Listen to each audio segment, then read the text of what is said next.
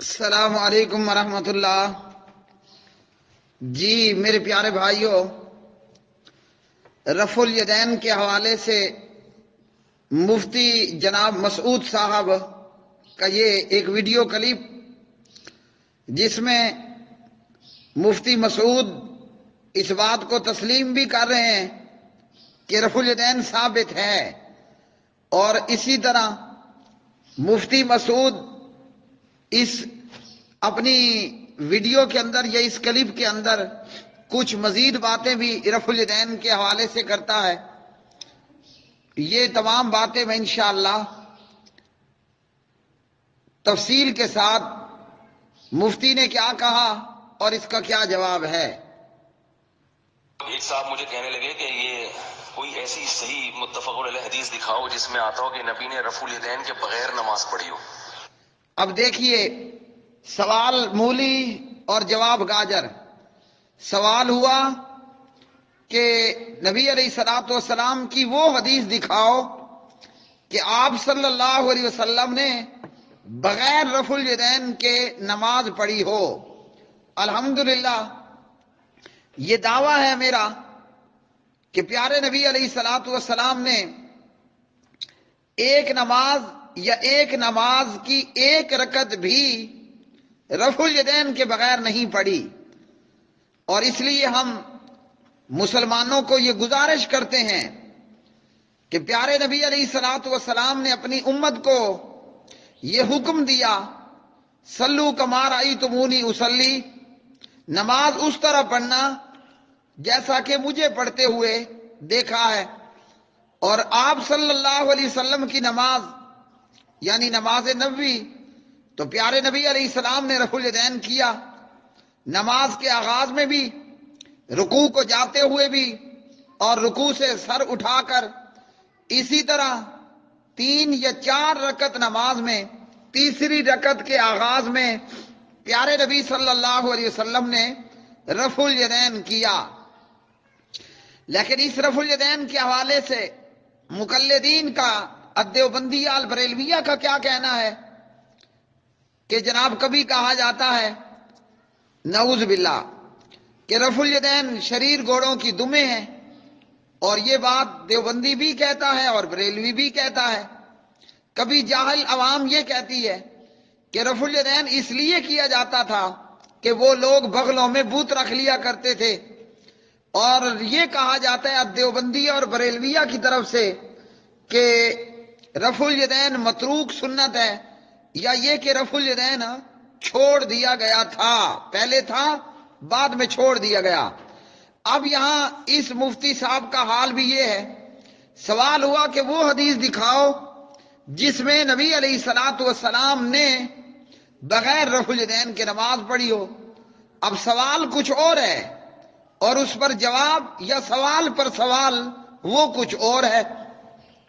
بندہ پوچھے حج کے مسائل، مفتی اس سے دوبارہ پوچھنے لگ جائے، حالانکہ مفتی کا کام کیا ہے؟ سوال ہوا، سوال کا جواب دے۔ اور یہاں کیا کرتا ہے مقلد یا دیگر مقلدین کہ سوال کرنے والے نے سوال کیا، مفتی بجائے اس سوال کا جواب دینے کے ایک اور ایشو لے کر آ گیا۔ سوال کرنے والا سوال اگر کرے حج کے مسائل میں، زکوٰۃ کے مسائل میں، اور مفتی اس کو لے جائے کسی اور مسئلے کے اندر، تو یہ اس بات کی نشانی ہے کہ اس سوال کا جواب ان کے پاس نہیں ہے، اور جو جواب ہیں وہ جواب ان کے ایک مخصوص ٹولے اور فرقے کے خلاف پڑتا ہے، جس کو سب صحیح مانتے ہوں۔ میں نے کہا کوئی ایسی حدیث دکھاؤ متفق علیہ جس میں آتا ہو کہ نبی نے گریبان بند کر کے نماز پڑھی ہو۔ ہمیشہ گریبان کھول کے نماز کا تو آتا ہے، بٹن لگا کے نماز پڑھنے کا۔ بھائی جو کام عام معمول سے ہٹ کے ہوتا ہے اس کو ہائی لائٹ کیا جاتا ہے، کرنے کی چیزوں کو بیان کیا جاتا ہے، نہیں کرنے کی چیزوں کو بیان۔ اچھا جی، اسی طرح کہتے ہیں کہ کرنے کی چیزوں کو بیان کیا جاتا ہے اور نہ کرنے کی چیزوں کو بیان نہیں کیا جاتا، حالانکہ یہ بات بھی درست نہیں۔ لیکن اسی بات کے اندر یہ بات بھی معلوم ہوئی کہ نبی علیہ السلام رفع الیدین کرتے تھے، تبھی تو صحابہ کرام رضوان اللہ علیہ مجمعین نے آپ صلی اللہ علیہ وسلم کا رفع الیدین بیان کیا، اور ہر محدث اپنی کتاب کے اندر لے کر آیا، وہ سیاہ ستہ کتب ستہ کی کتابیں ہوں یا سیاہ ستہ کتب ستہ کے علاوہ دیگر احادیث کی کتابیں ہوں، جہاں نماز ہے وہاں پر رفع الیدین کا باب بھی موجود ہے۔ اور ان مفتی صاحب کا کیا کہنا ہے؟ مفتی صاحب کا کہنا یہ ہے کہ جناب تم نے رفع الیدین کرنا ہے تو ہماری جان چھوڑ دو۔ تو مفتی محمد مسعود صاحب محترم، ہم نے تو مقلدوں کی جان چھوڑی ہوئی ہے، نامعلوم کہ رفع الیدین کے اندر کتنی پاور ہے، اور نامعلوم کہ اس رفع الیدین کے اندر کس قدر زیادہ الیکٹرک شاکس ہیں کہ مقلد اہل الحدیث کی جان نہیں چھوڑتا۔ تھوڑا سا مفتی صاحب کو معاملہ الٹا ہوا ہے کہ جی ہماری جان چھوڑ دو، اہل الحدیث نے تو تمہاری جان چھوڑی ہوئی ہے۔ اس رفع الیدین کے اندر نامعلوم کہ کس قدر بڑی پاور کے الیکٹرک شاکس موجود ہیں کہ مقلد رفع الیدین کو دیکھ کر بے چین ہو جاتا ہے، بے آرام ہو جاتا ہے۔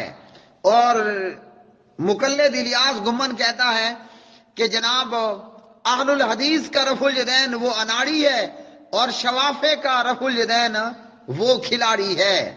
تو بھائی یہ ہم تو نہیں کہہ رہے، یہ آپ ہی لوگوں کے بیانات ہیں کہ رفع الیدین شریر گھوڑوں کی دمیں ہیں، یہ مقلدین ہی کے بیان ہیں کہ جناب رفع الیدین متروک ہو گیا، منسوخ ہو گیا۔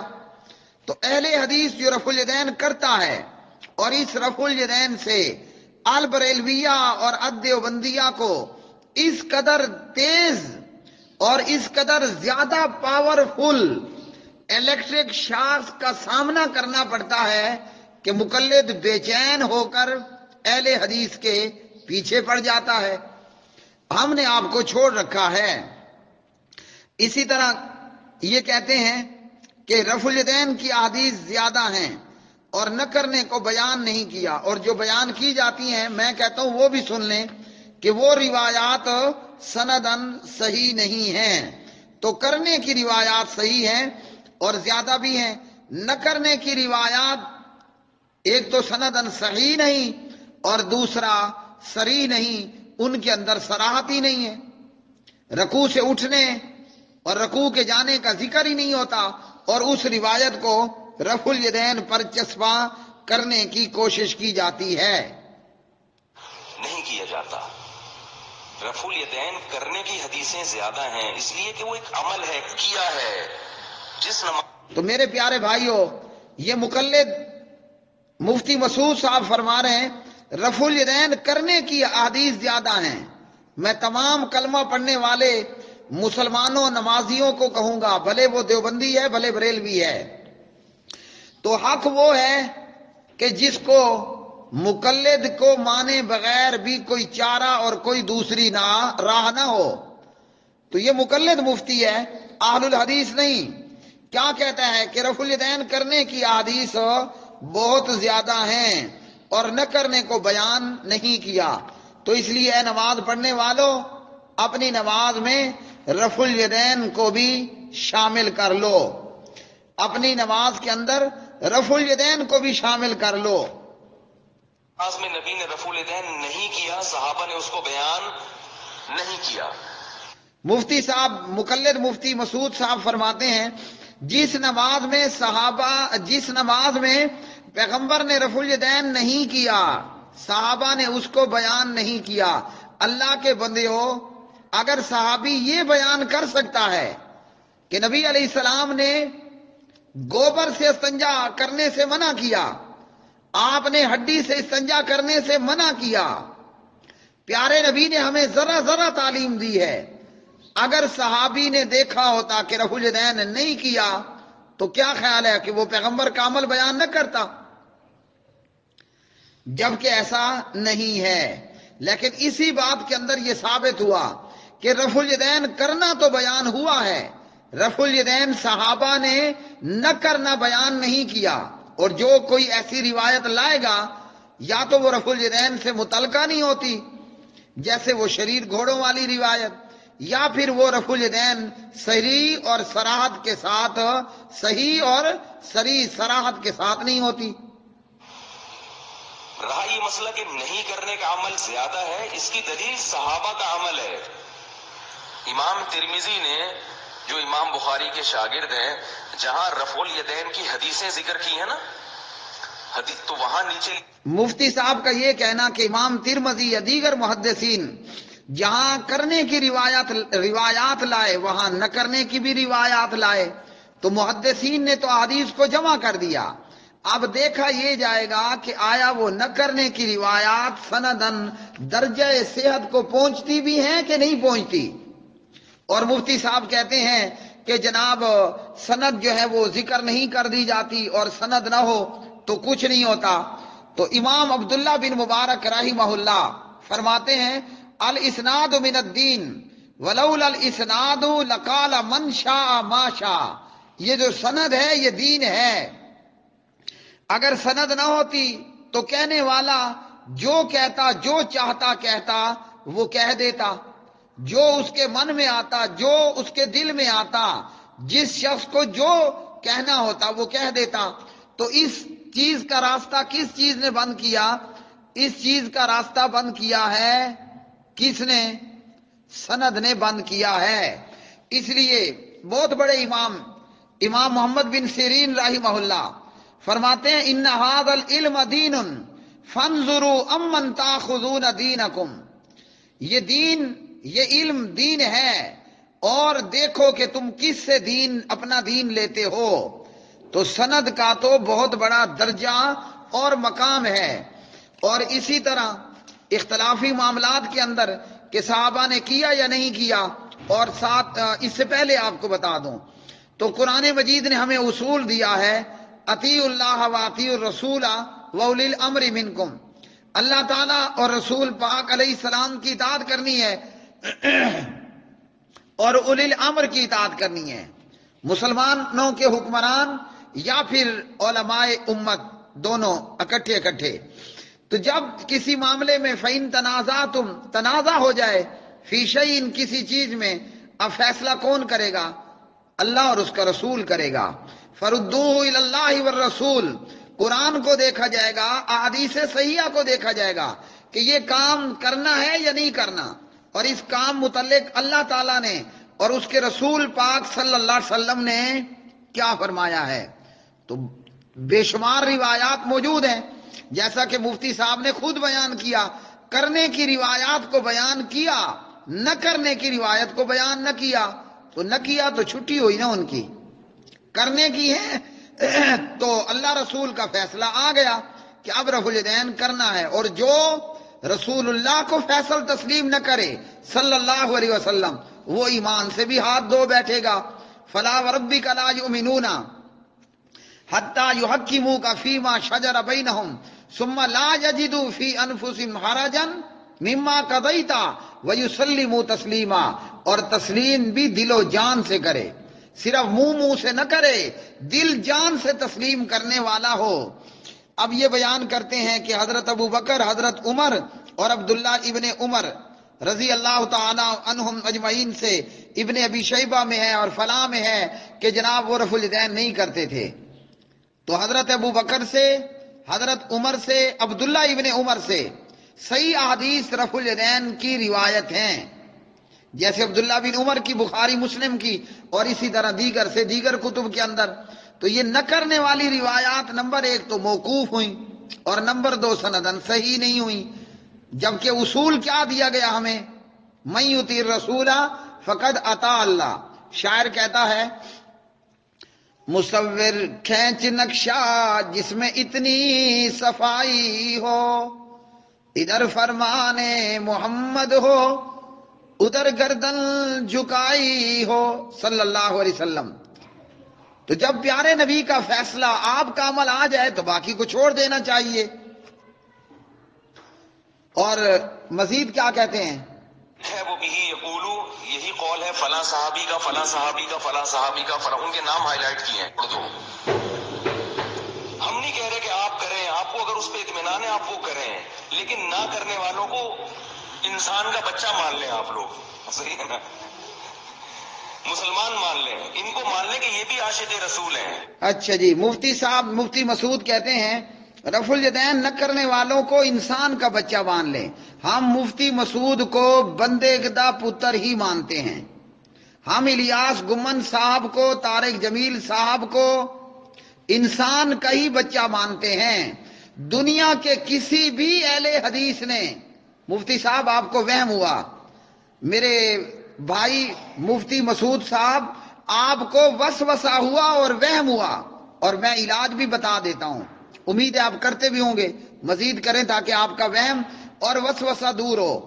فجر اور مغرب کی نماز کے بعد اخلاص فلق ناس 3 بار پڑھیں، باقی نمازوں کے بعد 1 مرتبہ پڑھیں، انشاءاللہ آپ وہم اور وسوسوں سے بچ جائیں گے۔ تو میرے بھائی مفتی مسعود صاحب، آپ کو وہم ہوا ہے، وسوسہ ہوا ہے کہ جناب رفع الیدین نہ کرنے والوں کو انسان کا بچہ مانو اور مسلمان مانو۔ ہم رفع الیدین نہ کرنے والوں کو، یعنی دیوبندی البریلویہ، انسان کا بچہ مطلب بندے دا پتر بھی مانتے ہیں اور مسلمان بھی مانتے ہیں۔ آپ اپنے وہم کا اور وسوسے کا علاج کریں جو میں نے آپ کو بتا دیا۔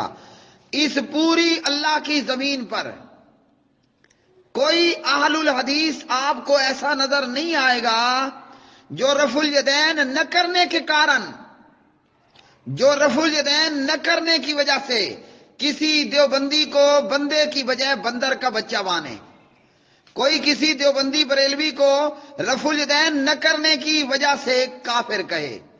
میں نے کیا جملے کی ادا کیے؟ اگر میری بات کے خلاف آپ کے پاس وہم اور وسوسے کے علاوہ کوئی ثبوت ہے تو ضرور پیش کیجیے گا۔ اس پوری کائنات میں کوئی اہل حدیث رفع الیدین نہ کرنے کی وجہ سے دیوبندی بریلوی کو بندر کا بچہ نہیں مانتا، بلکہ کیا مانتا ہے؟ بندے کا بچہ مانتا ہے، انسان کا بچہ مانتا ہے۔ جو میرا باپ ہے اور جو مفتی صاحب کا حضرت آدم اور حضرت حوا ہم سب کی ماں، تو وہی ان دیوبندی بریلویوں کا بھی باپ اور ماں ہے۔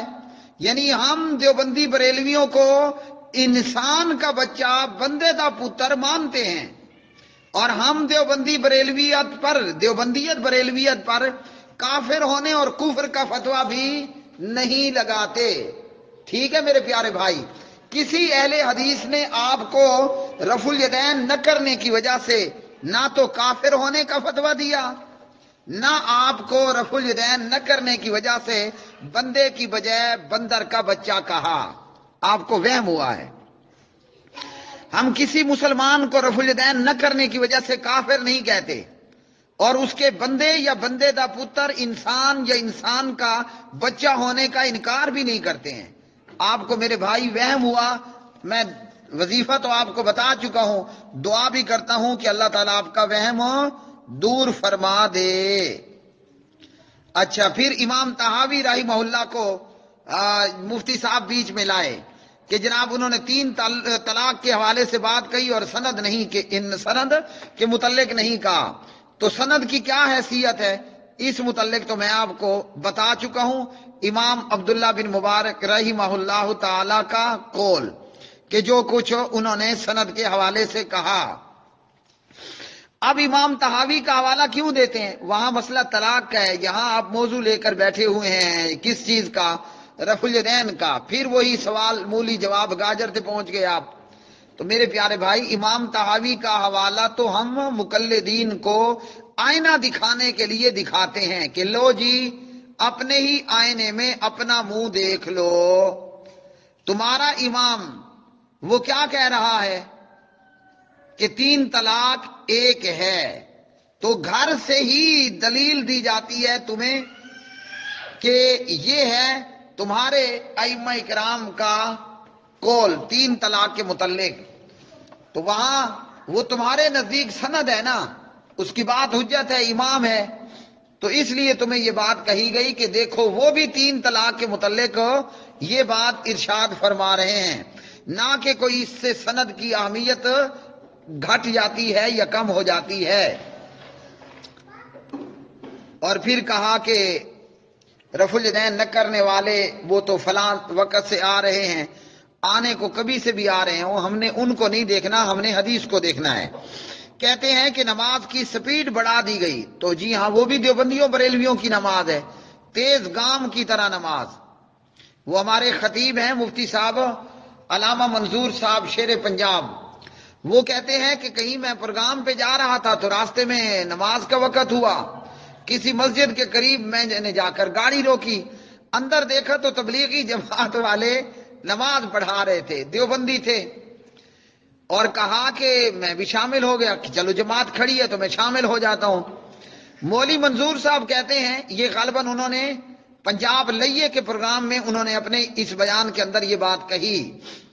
انور شہزاد صاحب ہیں یا کون ہیں میرے ان کے ہاں جب وہ مہمان بن کر آئے پروگرام کرنے کے لیے، اکرم شہزاد سوری، تو وہاں انہوں نے کیا کہا کہ اس نماز پڑھانے والے دیوبندی کی سپیڈ اتنی تیز تھی کہ اگر میں موٹر سائیکل پر بیٹھ کر بھی امام کے پیچھے امام کو پانے کی کوشش کرتا تو نہ پا سکتا۔